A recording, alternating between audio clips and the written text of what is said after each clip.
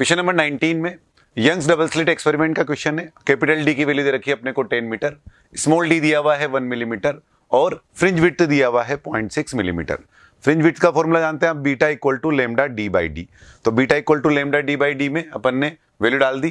Capital D की जगह डाल दिया 10 मीटर, स्मॉल डी की जगह डाल दिया 1 मिलीमीटर यानी 10 की पावर -3 और यहां से हमें लेमडा की वैल्यू निकालनी है और बीटा की जगह डाल दिया 0.6 मिलीमीटर, उसको मीटर में कन्वर्ट कर दिया 10 की पावर -3। तो यहां से अपने को लेमडा का वैल्यू पता लग गया जिसे हमें नैनोमीटर में कन्वर्ट करना है, इसलिए 10 की पावर -9 में वैल्यू होगी उसकी 600 नैनोमीटर।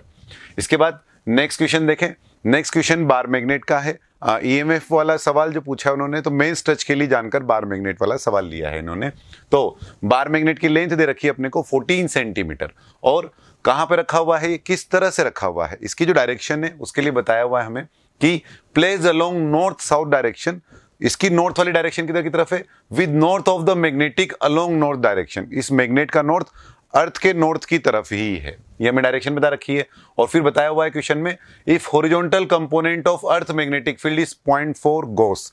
तो हॉरिजॉन्टल मैग्नेटिक फील्ड की वैल्यू अर्थ के कारण 0.4 गोस दे रखी, जिसको हम कन्वर्ट कर लेंगे एसआई सिस्टम में। और at a distance of 18 centimetre magnetic null point मिल रहा है। नल पॉइंट मिलने का मतलब क्या हुआ, वहां पर नेट मैग्नेटिक फील्ड जो है वो जीरो हो जाएगा। तो कैसे होगा जीरो, एक तो अर्थ का मैग्नेटिक फील्ड होगा और एक इस बार मैग्नेट का मैग्नेटिक फील्ड होगा, दोनों का मैग्नीट्यूड सेम और डायरेक्शन अगर अपोजिट हो जाएंगी तो दोनों का मिलाकर के नेट वैल्यू जो है वो जीरो हो जाएगा। तो हमें क्वेश्चन में क्या बताना है, इसका मैग्नेटिक मोमेंट बताना है बार मैग्नेट का। तो सबसे पहले ये डायग्राम देखें, यह है बार मैग्नेट और इसकी टोटल लेंथ है 14 सेंटीमीटर, तो इतना पोर्शन हो गया 7 सेंटीमीटर और ये वाला पोर्शन भी 7 सेंटीमीटर। अब नॉर्थ को अपन पोल स्ट्रेंथ को +m से रिप्रेजेंट कर सकते हैं और साउथ की पोल स्ट्रेंथ को अपन -m से रिप्रेजेंट कर सकते हैं। तो पोल स्ट्रेंथ +m के कारण यहां से r डिस्टेंस पर b की वैल्यू लिखें अगर अपन, तो जैसे अपन चार्ज के दौरान करते हैं kq/r², ऐसे यहां लिख देंगे k की जगह μ0/4π और Kp p की जगह स्मॉल m और अपॉन r²। अब ये तो है b का फॉर्मूला, b की वैल्यू। अब इन दोनों का मिलाकर टोटल b का वैल्यू क्या आएगा यहाँ पर, तो +m पोल स्ट्रेंथ के कारण कैसा होगा, रिपल्शन का, इसलिए b की डायरेक्शन इधर की तरफ। -m के कारण किधर की तरफ होगा, अट्रैक्शन का, इसलिए b की डायरेक्शन इधर की तरफ। तो टोटल मिलाकर बार मैग्नेट के कारण जो b बना वो कितना बना, b cos थीटा और b cos थीटा कैंसिल हो जाएगा, तो टोटल वैल्यू नीचे की तरफ बन गई 2b sin थीटा। और अर्थ का मैग्नेटिक फील्ड नॉर्थ की तरफ दिया हुआ है इसलिए बी ऊपर की तरफ, तो हम क्या बोल सकते हैं, बीई बराबर 2b sin थीटा। बी की वैल्यू भी अपन ने जो बोली थी वो डाल दी यहाँ पे, kq/r² की तरफ से μ0/4π m/r²। बीई की वैल्यू हमको दे रखी थी और साइन थीटा की वैल्यू डाल दी अपन ने यहाँ से 7 सेंटीमीटर, तो 7 × 10 की पावर -2 और ये वाली डिस्टेंस यहां से यहां तक की ये वाली होगी डिस्टेंस स्मॉल r, तो ये डिस्टेंस है स्मॉल r। तो यहां से हमें m की वैल्यू पता लग जाएगी। अब m की वैल्यू पता लग गई तो मैग्नेटिक डायपोल मोमेंट क्या हो जाएगा, स्मॉल m इंटू, और ये टोटल लेंथ इसकी ये कितनी है 14 सेंटीमीटर, तो इसको अपन ने मीटर में कन्वर्ट कर दिया और इस तरह से हमने कैपिटल M की वैल्यू निकाली। और इसके बाद नेक्स्ट क्वेश्चन देखें। 21 क्वेश्चन में क्या दिया हुआ है कि एक पार्टिकल है जो रोटेट कर रहा है सर्कल में और उसकी बाउंड्री दे रखी है वर्टिकल बाउंड्री। अब बाउंड्री वर्टिकल है और साथ में हॉरिजॉन्टल प्लेन बताया हुआ है। हॉरिजॉन्टल प्लेन नहीं भी बताया होता क्वेश्चन में तो वर्टिकल बाउंड्री से हमें आइडिया लग जाता कि ये जो है हॉरिजॉन्टल सर्कल में घूम रहा है। तो हॉरिजॉन्टल सर्कल में अगर ये घूम रहा है 0.2 मीटर की रेडियस में, तो हमें पूछा हुआ है कि नॉर्मल फोर्स कितना लग रहा होगा इस पर। तो अगर ये हॉरिजॉन्टल प्लेन में तो नॉर्मल फोर्स के लिए अब हमें mg को तो पिक्चर में लेने की जरूरत ही नहीं पड़ेगी, तो नॉर्मल रिएक्शन किसके बराबर हो जाएगा, mv²/r या m⍵²r। ओमेगा के लिए हमें टाइम पीरियड दिया हुआ है, it takes 40 second in 1 complete revolution. तो टाइम पीरियड अगर 40 सेकेंड तो ओमेगा निकाल सकते हैं यहां से अपन। तो नॉर्मल रिएक्शन की वैल्यू होगी अपने पास यहां से n = m⍵²। मास था 200 ग्राम, किलोग्राम में कन्वर्ट कर लिया अपन ने 0.2। ओमेगा को लिख दिया अपन ने 2π/t, उसका स्क्वायर हो गया 4π²/t²। यहां पर ऑप्शंस अगर आप देखें तो ऑप्शंस में 9.8 के फॉर्म में ऑप्शन दिए हुए हैं, इसलिए हमने जानकर के π² की वैल्यू को 9.8 लिख दिया। तो ये π² की वैल्यू हो गई 9.8 और 4t² की वैल्यू डाल दी, t था 40 सेकंड तो t² हो गया 1600 और रेडियस जो है वो है 0.2। तो यहां से अपने को नॉर्मल रिएक्शन की वैल्यू मिल गई इन टर्म्स ऑफ 9.8। इसके बाद नेक्स्ट क्वेश्चन में देखें, a particle of mass small m, एक स्मॉल m मास का पार्टिकल है और वो चल रहा है कितनी वेलोसिटी से, 10√3 आई कैप से। तो इसकी जो वेलोसिटी की डायरेक्शन है वो आई कैप वाली डायरेक्शन में है और 10√3 से चल रहा है। और ये जाकर टकराया किससे, collides with the particle of mass 2m at rest. एक 2m मास का पार्टिकल था जो रेस्ट पर है, उससे जाकर ये टकराया। तो इसकी जो इनिशियल वेलोसिटी है वो है 0। After collision m1 is at rest. तो जब कोलिजन हो गया उसके बाद क्या हुआ, उसके बाद जो m1 है यानी स्मॉल m वो तो रेस्ट पर आ गया, तो इसकी वेलोसिटी तो 0 हो गई। और जो दूसरा वाला मास है 2m वो खुद 2 टुकड़ों में टूट गया, और 2 टुकड़ों में जो टूटा उसमें से एक पार्ट की वेलोसिटी किधर की तरफ दे रखी है, वो दे रखी है 10 जे कैप। तो इसका मास अगर स्मॉल m है तो ये 10 जे कैप इसकी वेलोसिटी हो गई, 10 वेलोसिटी और डायरेक्शन जे कैप। अब दूसरा टुकड़ा किधर की तरफ जाएगा मोमेंटम कंजर्वेशन के लिए, तो टोटल मोमेंटम पहले आई कैप में था तो बाद में भी आई कैप में रहना चाहिए। तो एक तो वेलोसिटी इसकी इधर की तरफ होनी पड़ेगी 10√3 के बराबर जितनी इसकी इनिशियल वेलोसिटी थी, और साथ में एक वेलोसिटी 10 जे कैप को कैंसिल करते हुए तो एक डायरेक्शन ये वाली हो गई इसकी 10 जे कैप। तो टोटल मिलाकर अगर वेलोसिटी देखना चाहें अगर अपन इसकी, तो ये नेट वेलोसिटी जो है वो इसकी इधर की तरफ हो जाएगी। अब ये एंगल लिखना चाहें अगर अपन, तो ये एंगल है अल्फा, तो 10 अल्फा बराबर हो गया 10/10√3। तो 10 अल्फा की वैल्यू हो गई अपने पास 10 अल्फा इक्वल टू 10/10√3 यानी 1/√3। 1/√3 की वैल्यू कितनी हो जाएगी यहां से, 10 अल्फा 1/√3, तो अल्फा बराबर हो गया 30 डिग्री। अब इस क्वेश्चन में वैसे तो अपन ने आंसर दे दिया 30 डिग्री, लेकिन ये 30 डिग्री आ रहा है positive direction of x axis से, तो इधर नीचे की तरफ आ रहा है 30 डिग्री। तो अगर अपन इसको एंटी क्लॉकवाइज में देखें तो 330 डिग्री इधर से एंगल हो जाएगा। तो हो सकता है आंसर में वो 330 भी दे सकते हो, लेकिन बाय डिफॉल्ट एंगल तो अपन जिस तरह से मेजर कर रहे होते हैं स्मॉल, तो ये 30 डिग्री अपन ने इसमें एंगल दे दिया मोमेंटम कंजर्वेशन लगा करके। इसके बाद नेक्स्ट क्वेश्चन देखें। A planet is revolving around a sun in elliptical orbit. तो जब इलिप्टिकल ऑर्बिट में चल रहा है कोई प्लैनेट सन के चारों तरफ, तो उसमें सन कहां पर होगा, उसकी फोकस पर। तो उससे मैक्सिमम और मिनिमम डिस्टेंस जो बन रही होगी, ये वाली डिस्टेंस को अपन बोल सकते हैं आर मिनिमम, और ये वाली जो डिस्टेंस है इसको अपन क्या बोल सकते हैं, आर मैक्सिमम। तो ये वाली डिस्टेंस हो गई आर मैक्सिमम।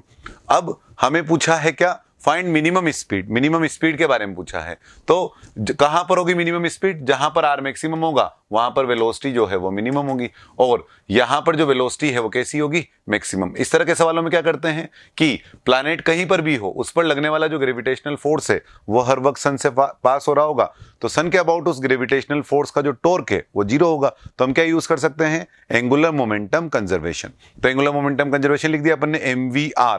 तो यहां का V लिखे M V max और इंटू R मिनिमम, और यहां का लिखे तो M into V minimum into R maximum. तो इसमें अपन ने वैल्यू डाल दी, तो यहां से अपने को V मिनिमम की वैल्यू पता लग गई। तो इस तरह के सवालों में एंगुलर मोमेंटम कंजर्वेशन का यूज हम कर रहे होते हैं।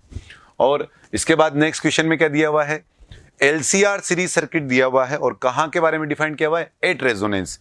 इसका मतलब XL बराबर XC होगा, तो सर्किट का नेट इंपीडेंस Z R के बराबर रहा होगा। तो इस वक्त Z की वैल्यू हो गई R, और क्या बताया हुआ हमें, पावर डिसिपेटेड निकालनी है हमें इस क्वेश्चन में, और इस दौरान हमें वोल्टेज की वैल्यू दी हुई, लेकिन ध्यान दें वोल्टेज पीक वोल्टेज दिया हुआ है। तो पावर का फॉर्मूला क्या होता है, पावर डिसिपेटेड की बात करें अगर अपन, IRMS का स्क्वायर इंटू R, या वोल्टेज के टर्म में लिखना चाहें तो VRMS का स्क्वायर अपॉन R।